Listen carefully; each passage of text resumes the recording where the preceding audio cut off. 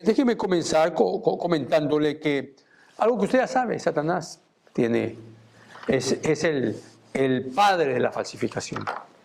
Y eso lo dicen las Escrituras, ¿no? Ese es el tema, pero Satanás entonces no es el padre de la falsificación. Él tiene falsos profetas. Y esos falsos profetas, esto es muy evidente, forman falsos cristianos.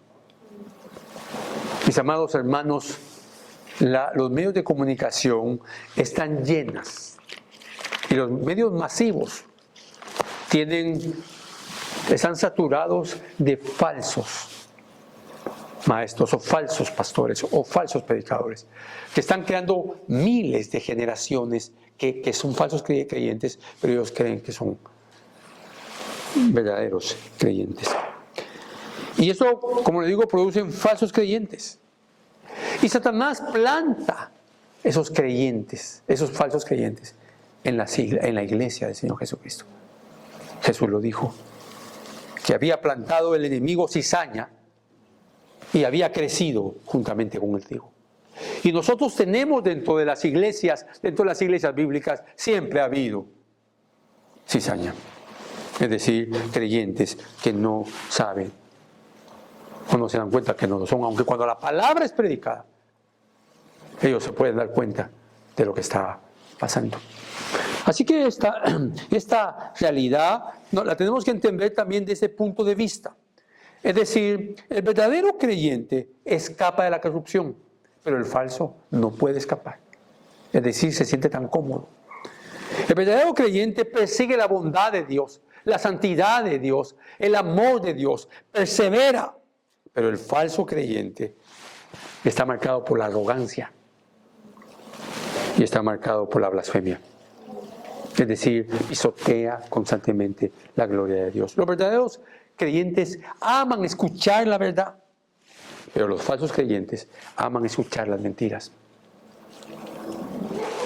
Los verdaderos creyentes dan fruto. Los falsos creyentes son tierra árida. Los verdaderos creyentes, un día estaremos en la presencia del Señor. Y los falsos creyentes, un día estarán en el infierno. Y esto tiene que ver, está totalmente relacionado con nuestro tema. Esta es la tercera parte de este tema que yo le he titulado Declarados justos en todo el capítulo 4 de Romanos. Y en nuestro texto bíblico, hermano, nos enseña 4 verdades de cómo el hombre es declarado justo solo por medio de la fe. El hombre es declarado justo solo por medio de la fe. O digamos de otra manera, el pecador es declarado inocente, es declarado justo, es declarado perdonado solo por medio de la fe. Nuestro primer punto fue creer en su perdón. Nuestro segundo punto tiene que ver con creer en su gracia. Nuestro tercer punto tiene que, hoy lo explicaremos, y es creer en su promesa. Y el último punto que explicaremos, tal vez no hoy, es creer en su redención. Así que déjenme hacer un repaso, no del primer punto porque ya lo hice, sino que en este caso del segundo que vimos el domingo pasado. Y en ese segundo punto, la exhortación es a creer en su gracia. Y el versículo 9, estaremos en el versículo 9 al 12, explicaremos esos 4 versículos, el 9, el 10, el 11 y el 12. Bueno, mejor dicho, solo resumiremos así rápidamente. El versículo 9 dice, no, ¿es pues esta bendición solo para los circuncisos o también para los incircuncisos? Porque decimos, dice Pablo, a Abraham la fe le fue contada por justicia. Puntualmente, amados hermanos, lo primero que vimos en este texto es la bendición.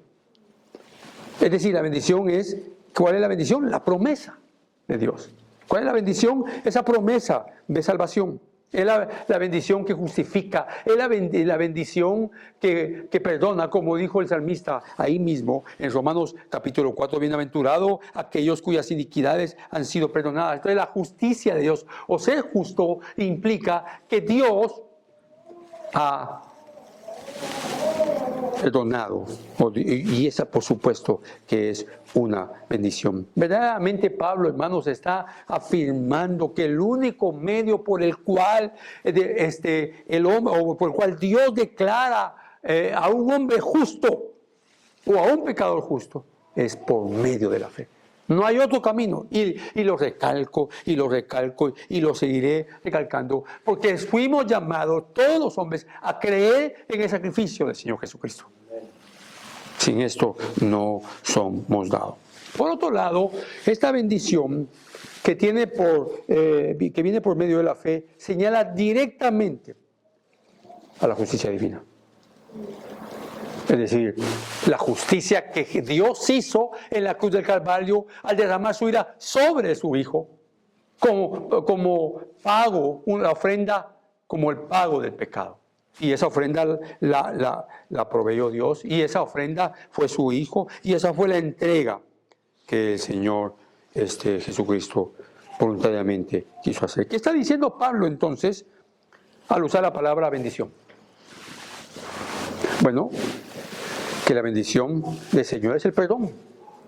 Pero un corazón perdonado es un corazón que no quiere volver a pecar. Esto no es como se dice el dicho popular, borrón y cuenta nueva. No.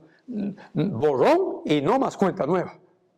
Es un borrón completo y usted no quiere más, porque querer agregar más pecado a su vida. Eso no quiere decir que no va a pecar. Sí va a pecar, pero cuando peca usted se va a odiar. Porque usted no puede amar algo que llevó al Señor Jesucristo a la cruz del Calvario. Entonces, en el versículo 9 nos habla el 9 y 10 nos habla de esa bendición. Y él, Abraham, fue justificado por la fe. Entonces, pregunta Pablo en el versículo 10, y entonces, ¿cómo le fue contada? ¿De qué está hablando? De la justicia. ¿Cómo le fue contada? Siendo circunciso o incircunciso. Entonces él responde, no siendo circunciso, sino siendo circunciso. Aquí, ¿qué estamos viendo? El plan salvífico de Dios. Era también para los gentiles. Y eso es lo que Pablo está haciendo. Les recuerdo que solo estoy resumiendo lo que ya vimos. El pecador no puede vivir en santidad. No puede obedecer a la palabra, el pecador. No puede amar a Dios de la manera en que la Biblia lo demanda, si primero no es justificado por Dios a través de la fe. ¿Está entendiendo, hermano, que justificado significa que Dios lo declara usted inocente? Que significado significa que Dios lo ha perdonado y ha arrancado de su corazón esa mancha y ese poder del pecado en su vida. ¿Sí entiende? Eso lo recalco, porque ningún hombre con ninguna religión, habiendo más de 10,000 religiones, puede hacer algo por su vida pecaminosa, porque el hombre sin Cristo es esclavo del pecado. Solo que algunos son esclavos de los juegos, otros son esclavos de dinero, otros son esclavos de la comida, otros son esclavos de la inmoralidad, otros de la ira, otros de la violencia, otros del chisme. ¿Y para qué seguir hablando de esas cosas tan horribles? El pecador no puede vivir en santidad, no puede vivir en obediencia a la palabra, necesita a Cristo, necesita esa fe. Y luego también en estos pasajes, puntualmente en el 11 y 12, nos habla de la justicia. Abraham recibió una señal, no la señal, como muchas traducciones lo ponen, una señal como sello de que ya era justificado. Así que la primera circuncisión en el mandato de Dios a Abraham era una señal de que él era un hombre justo. Y ya expliqué yo que una mejor traducción es una señal, pero puntualmente el versículo 11 y 12, lo que nos está diciendo, y con eso termino el resumen, enseña que debemos, hermanos, seguir el camino de la fe. ¿Qué enseña el 11 y 12? Que debemos seguir el camino de la fe para poder ser justificados por Dios. ¿Y qué significa el camino de la fe? Creer en la palabra de Dios, creer en el Señor Jesucristo, para ser puntuales en eso, hermano. Por eso es que la Biblia, en el capítulo 12 de Génesis, en el capítulo 15 y en los otros, el capítulo 22, que también dice, y Abraham le creyó a Dios. Y Abraham le creyó a Dios, porque no tenía una Biblia, pero tenía la palabra de Dios hablándole. Pero usted tiene la palabra de Dios aquí escrita. Y por lo tanto, al escucharla, debemos obedecerla. Así que entonces, hemos entendido primero hemos entendido que el ser justificado es ser perdonado. Por eso insistimos en el primer punto: cree en su perdón, cree que Él te puede perdonar. Y el segundo punto es: cree en su gracia, porque todo esto es por gracia. Aún la fe viene por gracia. Efesios 2.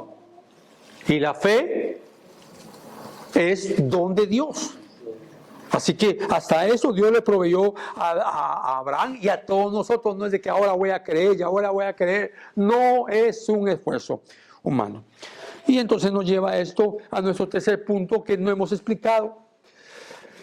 Y lo primero que vamos a ver en los versículos 13 al 15 es la promesa por medio de la fe. Claro, el punto es: cree a su promesa. El tercer punto: cree a su promesa.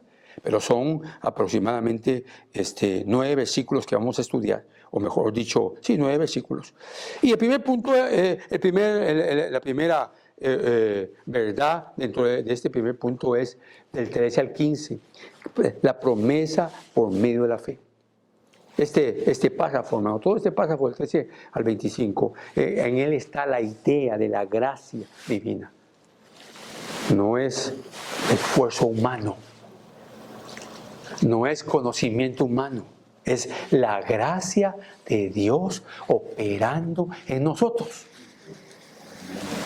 ¿Sabes por qué tú sigues viniendo a la iglesia? No, hermano, es que mi mamá me trae de las orejas. Bueno, esas orejas que tu mamá utiliza es la gracia de Dios. ¿Sabes tú que la mamá de Spurgeon era una mujer muy singular?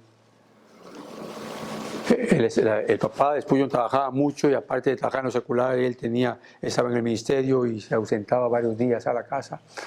Pero Spurgeon le aburría, le cansaba que su mamá, después del servicio el domingo de la noche, se estaba predicando de la palabra a sus hijos. Eran 7 hijos, o 9 creo que eran, pero había tenido 17 y se habían muerto 7 hijos. Y él, cuando se convierte, como a los 16 o 17 años, no recuerdo muy bien, le escribió una carta a su mamá. Y en la carta recuerda unas palabras que siempre las llevó. Que mientras su mamá les estaba explicando, o mientras ella estaba orando, él la escuchó decir en la oración: Dios, yo les he predicado tu palabra a mis hijos. Los he evangelizado, he orado por ellos, les he leído las escrituras constantemente, día tras día, y día tras día he clamado por ellos. Pero si tú no los llevas a la salvación, el día del juicio yo testificaré en contra de ellos. A él eso lo mató, porque era una madre que entendía que primero era la gloria de Dios que la gloria de su cónyuge o de sus hijos o de su mamá o de su papá. Así que aquí está esa idea de la promesa por medio de la fe. Por ejemplo, en el 13 vemos nosotros esa promesa por medio de la justicia que viene de la fe.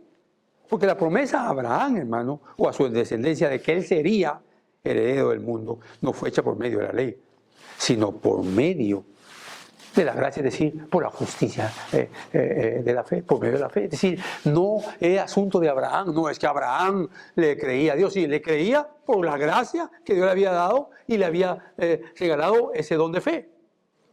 Por eso Abraham también podía obedecer. Pablo inicia ese tercer argumento enseñando que la promesa a Abraham no fue dada por medio de la ley, porque no es por obras. Entiéndalo, usted las obras que hace, ¿las hace porque es creyente o porque no lo es? Es decir, un creyente, ¿cuáles son sus obras? Sus bienes, si tienen abundancia, da al necesitado. Ora al Señor que es un justificado. Vive en santidad porque es un justificado. Perdona con facilidad porque es un santificado. Pero si usted lleva años sin perdonar a alguien, usted está en grave peligro, en un grave peligro. Y esa obra que no puede hacer internamente porque nadie se da cuenta que lleva ahí ese enojo. Pero el creyente debería de perdonar inmediatamente. ¿Se recuerda usted una de las últimas palabras de Jesús en la cruz del Calvario? ¿Alguien le estaba pidiendo perdón? Nadie. ¿Y Jesús qué dijo? Perdónalo, Señor, porque ellos no saben lo que hacen. Los que me entregaron sí, pero ellos no. Porque puntualmente está hablando de aquellos que lo flagelaron. Así que nosotros tenemos que entender que esto no es por obras, no es por la ley. La ley exigía obras. Por lo tanto, las obras serían el medio. Si fuera por obras, hermano, serían el medio por el cual se obtendría la justicia de Dios. Entonces la salvación no sería por gracia, sino sería mérito humano.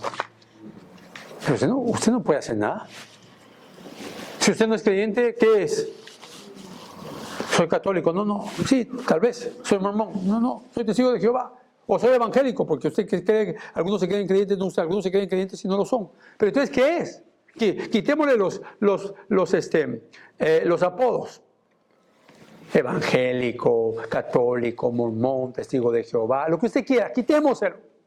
Y pongámosle esto. Si usted no es creyente, si usted no es un justo, usted es un muerto espiritual. Y nada puede hacer. La promesa dada a Abraham estaba incorporado el pacto de Dios con Abraham. Y con ello, hermano, Dios se lo había dicho al patriarca. Y lo podemos leer, no voy a leer hoy, en Génesis 12:3, en Génesis 15:6, en Génesis 18:18, en Génesis 22:18. Al analizar la promesa de Dios, esto verdaderamente es hermoso, hermano. Dado a Abraham, surgen 4 factores significativos de la promesa de Dios. La primera promesa de Dios a Abraham incluía una tierra. Y esto es verdaderamente hermoso, porque usted sabe que hoy el mundo reformado está dividido en 2 grandes grupos. Los amillennialistas que no creen que Israel ya no existe, ya no es como nación el pueblo de Dios.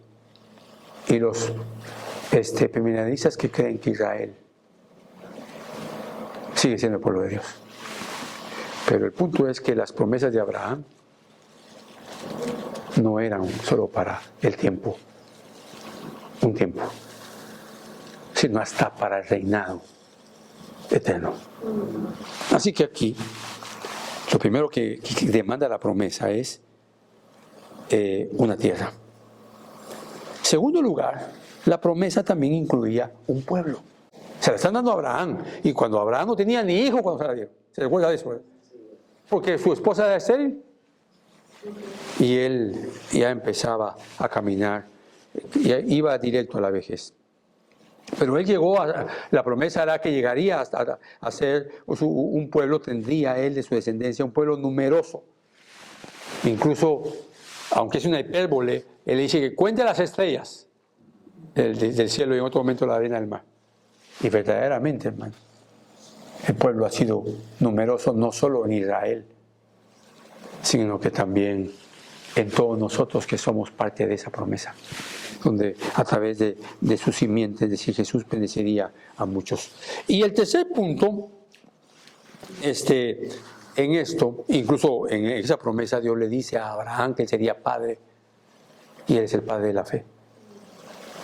Y el tercer lugar de la promesa involucra una bendición para el mundo entero a través de los descendientes de Abraham. ¿Sabe cuál es el propósito por el cual Dios hizo a Israel diferente a la iglesia? Para bendecir a través de Israel a todas las naciones. ¿Y sabe cómo lo cumplió? En el Señor Jesucristo. Sí, que fíjese, hermano, que los mayores inventos de toda la historia lo han hecho los judíos. Eso puede, si usted quiere lo cuenta, pero Dios estaba hablando de la redención por medio del Señor Jesucristo. Y el cuarto factor significativo de la promesa a Abraham equivalía a la esencia, y esto sí se lo voy a leer, a la esencia de predicar el Evangelio. Acompáñenme a Gálatas, por favor. Gálatas. Ahí cerquita, adelante de Romanos. Gálatas capítulo 3, después de Corintios está, ¿verdad? Capítulo 3, versículo 8. ¿Lo tiene, mi amado hermano? Miren lo que dice el versículo 8. Dice, la Escritura, previendo que Dios justificaría a los gentiles por la fe, anunció de antemano las buenas nuevas a Abraham, diciendo, en ti serán benditas todas las naciones. Así que los que son de la fe son bendecidos con Abraham el creyente. Entonces, ¿quién fue el primer creyente? En la historia de Abraham. Así que la promesa también que incluye la predicación del Evangelio. Tal vez usted esto nunca lo había visto. Así que ese cuarto factor significativo en Abraham es entregar la redención. Pero esa promesa, ¿se cuenta lo que está diciendo Pablo? Equivalía la predicación del Evangelio. Aquí lo está diciendo con claridad Pablo. Esa es una bendición, mi hermano, que se predique la verdad del Evangelio, sea que la gente se convierta o no, es una bendición. Ya que la gente no le gusta porque lo rechaza, es otra cosa. Por medio del escritor de Hebreos, hermano, el Señor da una bella y hermosa revelación sobre el alcance del entendimiento de la fe de Abraham. Un día entraremos a ese texto para que usted pueda verlo. Y en el versículo 14 y 15, aquí hay otra característica de lo que estoy hablando. Estamos hablando de la fe en armonía con la gracia. El punto es la gracia, cree, ahí estamos en cree en su promesa. El punto de esa promesa está por medio de la fe. La fe falsa está anclada en obras humanas. Eso es lo que dice el texto. Mire lo que dice el 14 y el 15. Pablo concluye diciendo, porque si los que son de la ley son herederos, vana resulta nuestra fe y anulada la promesa. Porque entonces esto no es por gracia, sino es por obras humanas. Por eso en esta parte yo agrego esta oración: la fe falsa está anclada en obras humanas. Eso es lo que nos está enseñando el versículo 14 y 15. Y el 15 dice, porque la ley produce ira, pero donde no hay ley tampoco hay transgresión. Está hablando de por qué era necesaria la ley, porque la ley marcaba lo que significaba ser pecador. Usted no puede darse cuenta que es pecador hasta que no se le enseña que tiene un creador. Un creador, no hay dos. Que en los mayas que están en Guatemala, sobre todo, para que lo sepan ustedes, las mayores ciudades de los mayas están en Guatemala, pero no vamos a pelear con Guatemala y México, ¿verdad? Pero en México y en Guatemala están los mayas, o estaban los mayas, y ellos creían que los hombres habían sido formados del maíz. Pero sí, qué ridículo, sí, qué ridículo. ¿Y no le parece ridículo que lo que dicen los evolucionistas? Así es. Que salió un molusco del mar y luego se fue evolucionando hasta que se convirtió en un ser sobre la tierra, y luego se fue multiplicando, y luego aparecieron un montón de especies y apareció el mono, el último eslabón antes de usted y de mí. Eso es que es más ridículo. Los hombres de ciencia que llegaron a esa conclusión, y uno de ellos, Darwin, que era un creyente, llegó a esa conclusión. Así que es muy delicado, es muy importante, entender esto. Porque la ley produce ira, pero donde no hay ley, tampoco hay transgresión. Así que mis hermanos, si la promesa de la salvación o justificación se da por la ley, entonces el resultado de la fe es vano, y la promesa está anulada porque no necesitamos a Dios, es lo que está argumentando Pablo. No lo está diciendo, está siendo sarcástico, porque ya no es por gracia, sino por obras. Pero Pablo no está afirmando eso, Pablo solo está diciendo, esto no puede ser, porque el hombre está incapacitado para buscar a Dios. Hermano, ¿le cuesta orar? Sea honesto, ¿le cuesta orar? Claro. Todos los días cuando me levanto tengo que luchar contra mí mismo. Todos los días. No va a creer que yo me levanto. Bueno, hay veces que uno se levanta y dice, qué rico voy a orar. Pero de 10 veces, 2 veces o una digo eso. Las demás veces a luchar contra la pereza espiritual, contra el frío, hermano. Y algunos pues se levantan y oran ahí, en la cama se postan y se tapan bien.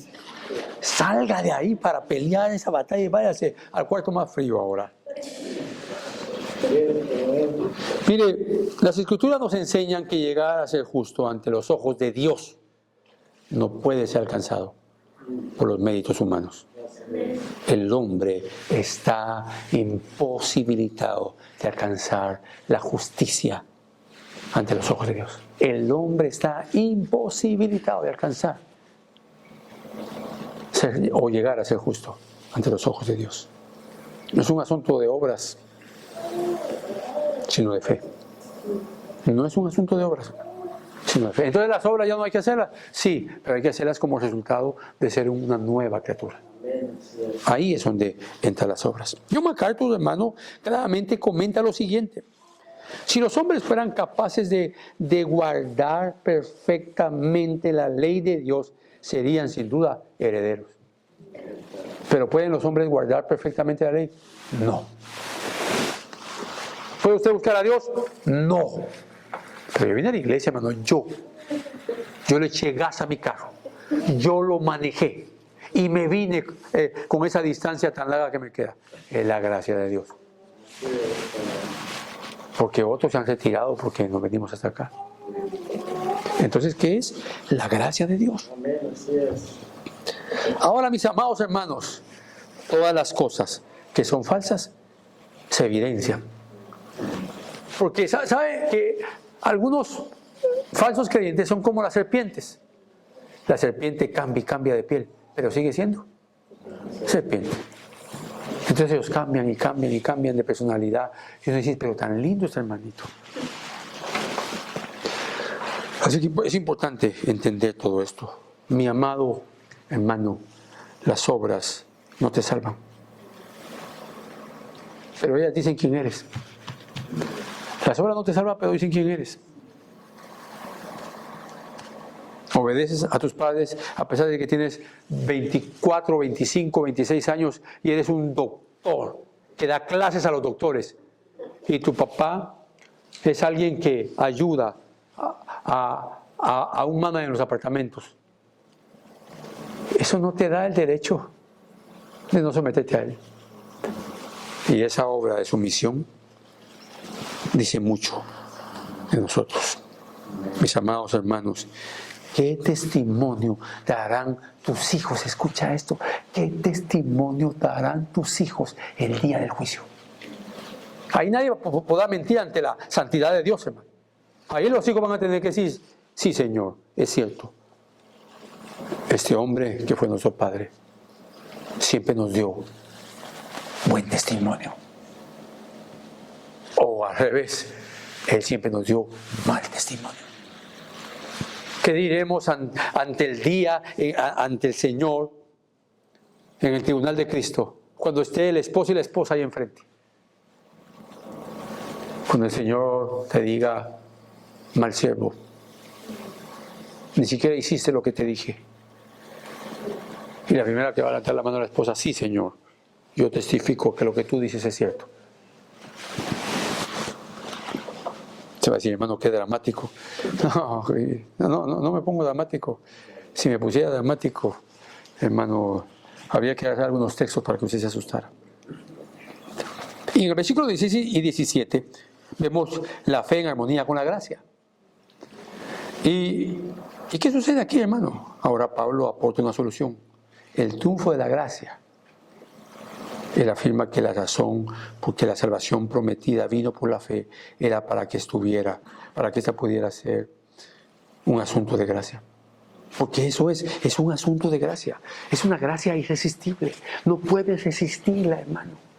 Hay cosas que tú y yo no podemos resistir. La belleza no la podemos resistir, hermano. Tenemos que mirarla. La belleza, no la inmoralidad. La belleza de muchas cosas. Así que es una gracia irresistible que el pecador elegido no puede resistir. No puede. La promesa bíblica, hermano, está diciendo: yo seré tu Dios o vuestro Dios. Eso es lo que está diciendo la promesa. O sea, mis amados hermanos, que hay un cumplimiento firme o firmemente fundamentado. Un cumplimiento firmemente fundamentado e inconmovible. Porque es la palabra de Dios. En Cristo, esa promesa se hizo realidad. Y Dios, todo lo que ha dicho, se ha cumplido. Así que si Dios te ha salvado, te va a salvar y te va a mantener siempre perseverando. Y yo pregunto, ¿qué es la salvación? Y cuando pregunto qué es la salvación, ¿tú qué piensas? Podríamos definirlo de muchas maneras, pero una manera de definirlo es que es un regalo de Dios. No por méritos humanos, sino un regalo de Dios por una decisión voluntaria en la eternidad pasada, que te escogió a ti. ¿Y qué vio en mí, hermano?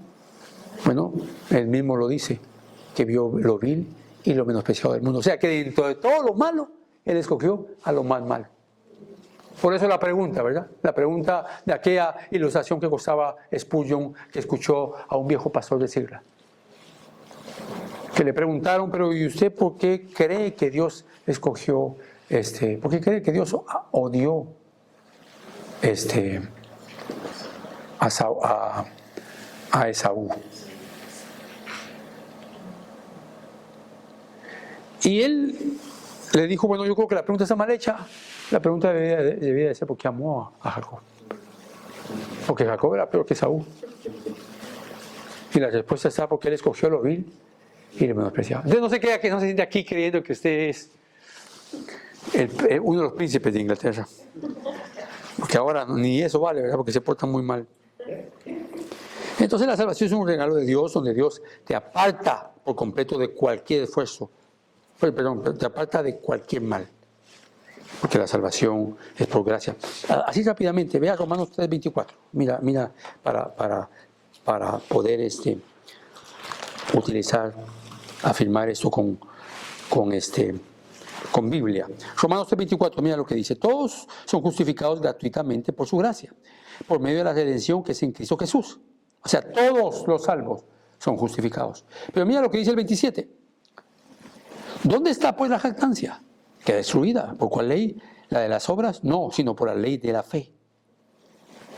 Porque concluimos que el hombre es justificado por la fe, aparte de las obras de la ley. O sea, que la justificación es por fe. 4:1, ¿lo tienes ahí? ¿Qué diremos entonces? ¿Qué halló Abraham, nuestro padre, según la carne? ¿Qué halló? Nada.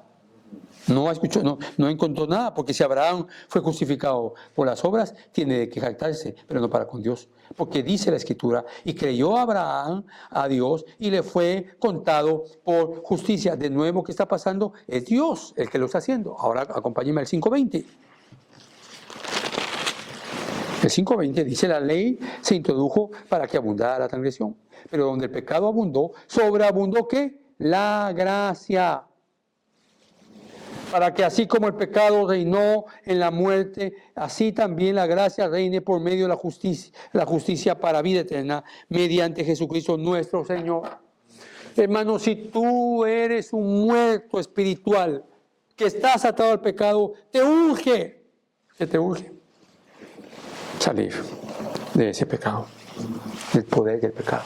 Y para eso se necesita la obra de gracia, que te otorgue esa fe y que te lleve a la justificación, a creer en el Señor Jesucristo. 2 calificaciones aprueban, hermano. lo que dice el versículo 17. Déjame que te lo lea. Como está escrito, te he hecho padre de muchas naciones, delante de aquel en quien creyó, es decir, Dios, que da vida a los muertos y llama las cosas que no son como que si fueran. Como está escrito, te he hecho padre de muchas naciones. Ahora, cuando se le dijo a Abraham, ¿cuántos hijos tenía?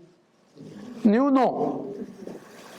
Pero Pablo trae esto a colación y hay dos calificaciones que certifican la veracidad divina del Señor. Y la primera calificación de esto es el cual da vida a los muertos. Acompáñenme a Hebreos capítulo 11, versículo 11. Hebreos 11. Mira lo que va a decir ahorita el autor de Hebreos. También por la fe Sara misma recibió fuerza para concebir, aún pasado ya la edad propicia, pues consideró fiel a aquel que lo había prometido. Es decir, su cuerpo estaba muerto. Su cuerpo estaba muerto. Por eso es que Pablo está especificando el cual da vida a los muertos. Bueno, le dio vida a Lázaro, le dio vida a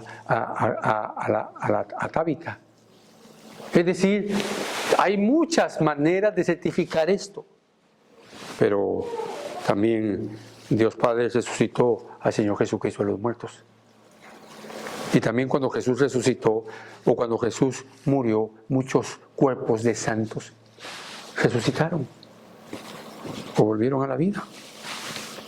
En segundo lugar, la segunda calificación, el Dios que dio esa promesa a Abraham es el que llama a las cosas que son como que si no fuesen. Es el único que puede hacer eso.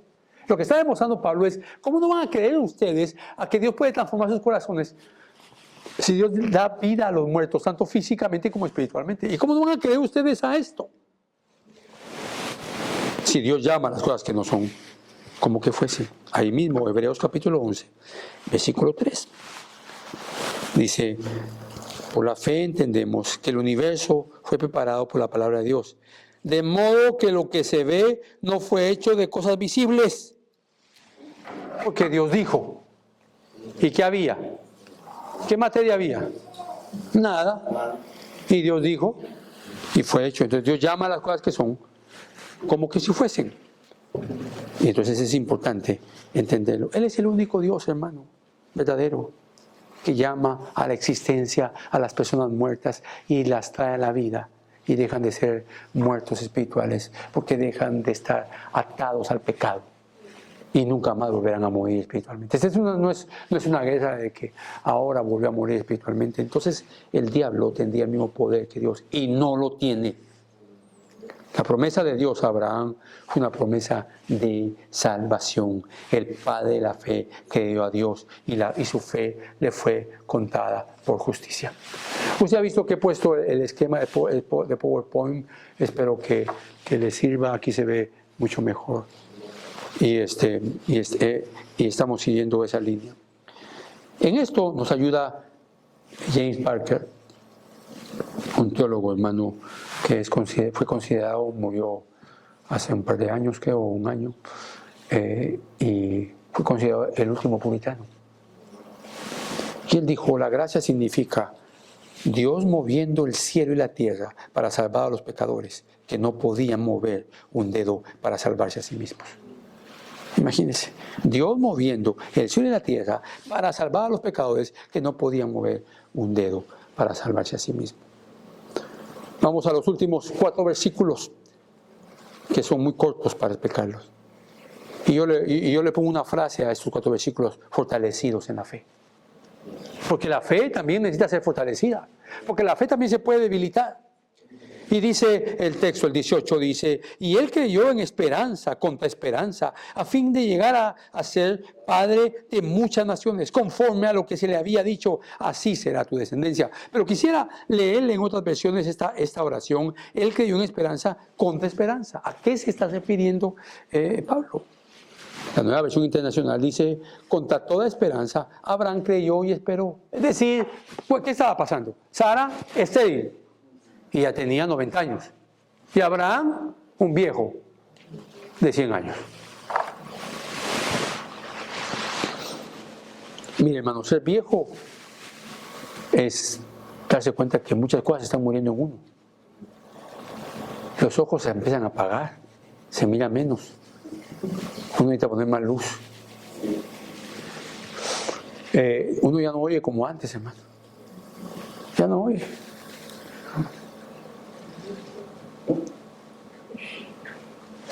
Pero estamos hablando de jovencitos a la par de Abraham, 100 años. La nueva traducción viviente dice, y aun cuando no había motivos para tener esperanza, él creyó. ¿Se imagina usted de 100 años, hermano, y su esposa 90, y Dios le dice que le va a un hijo? Bueno, los que se rieron hicieron lo mismo que Sara. Se rió cuando escuchó que Dios le estaba diciendo que era un hijo.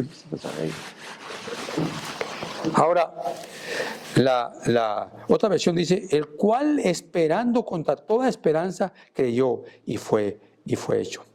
Ese es el punto. Hay que creer, hermano, cuando no hay ningún motivo para creer. Hay que creer cuando no hay ningún motivo para creer, pero hay detrás de ese no motivo, hay una verdad a la cual podemos creer.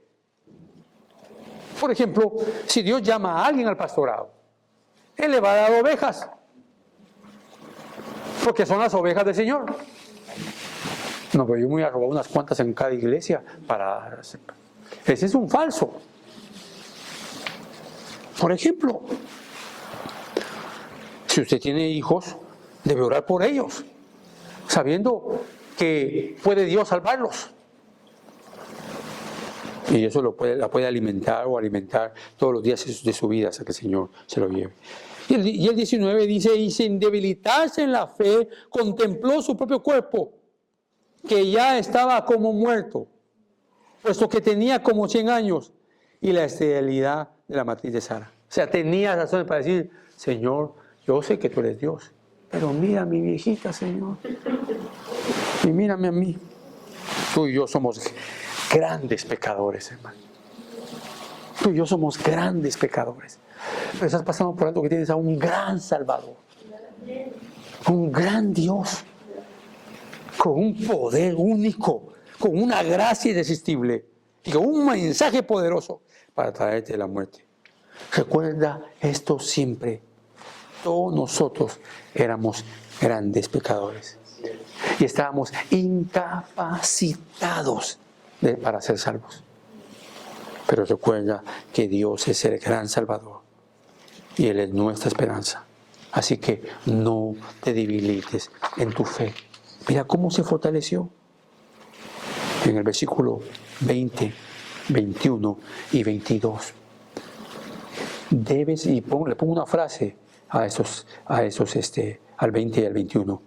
Debes creer a pesar de la densa oscuridad. Debes creer. Estos días que hasta con neblina amaneció y a 18, 20, ¿quién se quería mover de sus casas? No me levanten la mano. Todos queríamos estar ahí. Siquiera el hermano predicaba desde su casa. Tal vez Dios lo ilumina. Mire, sin embargo, respecto a la promesa, dice el 20 de Dios, Abraham no titubeó con incredulidad, sino que se fortaleció en fe, dando gloria a Dios. ¿Qué significa eso? Avanzando. Bueno, tú lo dices, Señor. Pero no estamos hablando de alguien que, bueno, Señor, tú dijiste que me vas a dar un carro de 2024, un carro del 2024, Señor, por favor. Es una tontería. Eso no está contenido en la Biblia. Dios no te ha prometido cada año darte un carro del año. Estamos hablando de algo que Dios le dijo directamente a Abraham. Así que fortalécete en la palabra. ¿Cómo se fortalece la fe? En las Escrituras. Ahora Pablo explica por qué el padre de la fe creyó cuando ya no había esperanza. Físicamente no había esperanza, secularmente no había esperanza, biológicamente no había esperanza, pero sí en Dios. Y esa es la esperanza de la iglesia. Dios, su palabra, lo que ha prometido. Así que una de las razones era que Abraham como anciano ya no podía engendrar hijos. Así que él podía decir, señores, se está predicando aquí, Señor, yo ya no podía. Y mi esposa era estéril desde que nos casamos o desde antes. Así que esta es una obra de gracia, diría Abraham, que Dios hizo porque yo no lo merezco, ni mi esposa.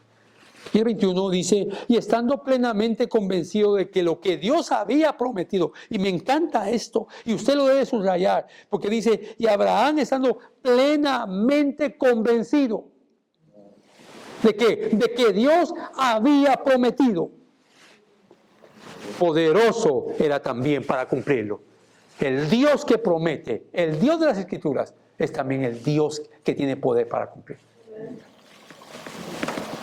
Hay creyentes, ¿se acuerdan lo que los falsos creyentes? Que visitan brujos, hermano. Pero aquí estamos hablando de algo totalmente importante. Y por eso él no titubeó. Y por último, el versículo 22, yo he acuñado esta frase, crea a Dios y no creas a lo que no tienes. Por lo cual también su fe le fue contada por su justicia. Y este versículo, hermano, tal vez sea el corazón de estos 25 versículos, que nos faltan todavía 3 para la próxima semana. Este versículo 22 es el corazón de este pasaje. Y de hecho, el punto central de todo este capítulo. En respuesta, es la respuesta de Abraham a la palabra de Dios. Abraham era totalmente incapaz como hombre de poder tener una segunda generación. Y Dios le dijo que le iba a bendecir, que su bendición llegaría hasta 10,000 generaciones. Y si usted cuenta 10,000 generaciones, claro, ese no es el propósito que las cuente, es una hipérbole. Como quien dice, esa expresión se puede entender por la eternidad. Porque la promesa de Abraham fue Cristo. Y Cristo es eterno. Y su iglesia reinará eternamente. Y el primer creyente fue Abraham. Y esa fe fue transmitida. Y también estará Israel. Y no solo Israel, sino a las naciones que él prometió también. Y que también serán benditas. No hay dos salvaciones. Nosotros no proclamamos dos salvaciones. Los que se salvaron antes de Cristo es por gracia. Y lo está demostrando Pablo. Y también aquellos que se van a salvar, judíos y toda la nación de Israel que va a ser salva, tiene que ser por medio del Señor Jesucristo. No proclamamos dos salvaciones. Entienda esto. Así que, en conclusión de todos los argumentos, hermano, la fe es contada por justicia. Creerle a Dios, eso es. Sin embargo, las buenas nuevas de salvación, el Evangelio de Dios, como lo dice Romanos 1:1, consiste en que el Señor tomará la fe que Él mismo ha dado a ti y a mí. Ha dado la capacidad de tener de creer y que luego nos cuente como justicia. Hemos, hermano, hablado, estamos terminando, recordando, hermano, que aquí hay 4 principios, los cuales te enseñan que el hombre es declarado justo solo por medio de la fe. Y por eso tú tienes que creer en estos versículos del 1 al 8, cree en su perdón, pero creer en su perdón implica, suplica también su perdón. Cree en su gracia, del 9 al 12. Esta fe es por gracia. Hasta la fe que tú tienes ha sido por gracia. Y cree en su promesa, la promesa de una bendición en Cristo Jesús para traer sobre nosotros esa salvación. ¿Qué vas a hacer? ¿Cómo vas a responder? ¿Cómo vas a responder? ¿Vas a seguir viniendo? Te aplaudo que sigas viniendo, pero como tú y yo no tenemos contados los días, y como Dios nos manda a predicar el Evangelio, y predicar el Evangelio implica que también los oyentes respondan. ¿Cómo vas a responder? Yo te puedo decir cómo debías de responder. Ve a tu casa, ora al Señor, suplícale que te ayude. Tú sabes, hermano, tú sabes qué hay en tu corazón. Tú sabes si tu famosa fe está muerta y por dentro no tienes ni una pizca, ni un deseo de hablar con Dios todos los días. No oras, no quieres abrir la Biblia, amas el pecado, Hermano, pecado es todo aquello que te aleja de la gloria de Dios. Y no orar es un pecado, es un rechazo a la palabra de Dios. Y tú, hermano amado, como creyente, mantente firme. Y si tu fe se debilita por las múltiples pruebas, debes creerle a Dios. Que aún en medio del sufrimiento, Dios está formando la imagen de su Hijo. Ponte de pie y oramos.